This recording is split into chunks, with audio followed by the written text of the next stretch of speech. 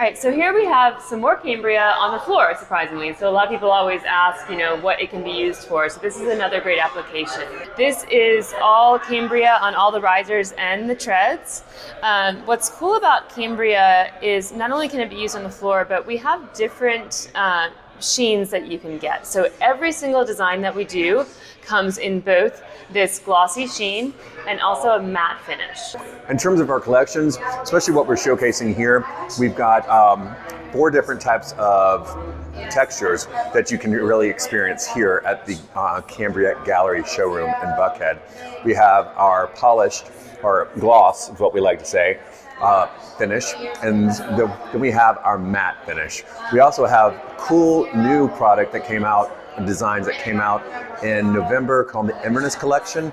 We actually have 5 designs that fall into that family, and they have a wonderful texture to that. Those also have the choice of coming in Cambria matte finish or in the gloss finish as well.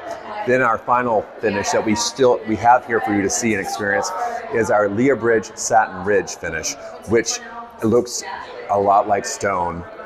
So personally, it would be my recommendation to use a matte finish on the floor. A little bit safer, in my opinion, for slip resistance, but you can use either.